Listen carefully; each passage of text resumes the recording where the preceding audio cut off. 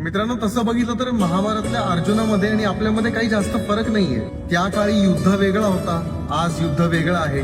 संपूर्ण सामर्थ्य असताना, जगातला सगळ्यात मोठा धनुर्धारी असताना, जे लागणारे ते सगळे स्किल सेट असूनही जेव्हा रणभूमीत जायची वेळ आली, जेव्हा लढायची वेळ आली, तेव्हा अर्जुन कोलॅप्स झाला. तो या संपूर्ण युद्धामध्ये अर्थ शोधायला लागला. तो या संपूर्ण युद्धामध्ये त्याची भूमिका शोधायला लागला. आपण पण आयुष्यातल्या वेगवेगळ्या युद्धात सामोरे जाताना आपला अर्थ शोधत असतो, त्यात आपली भूमिका शोधत असतो. सगळं येत असताना देखील आपण सुद्धा कोलॅप्स होऊन जातो.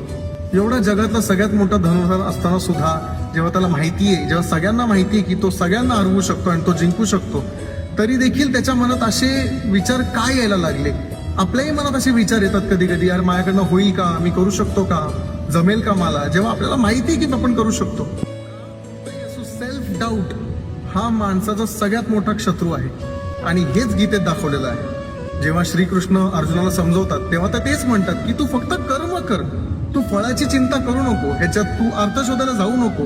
हे आज तुझं कर्म आहे, ह्याला तुला सामोऱ्या जायचं आहे. जेव्हा आपण जास्त अर्थ शोधत बसतो कुठल्याही कार्यामध्ये, कुठल्याही कामामध्ये, की हे मी का केलं पाहिजे, कसं केलं पाहिजे, माझ्याकडनं होईल का, नाही होणार का, ह्याची काही गरजच नाहीये. कर्म आहे, कर्म करण्याची क्षमता आपल्यात आहे, सामर्थ्य आपल्यात आहे. आपल्याला फक्त तो कर्म करायचा आहे.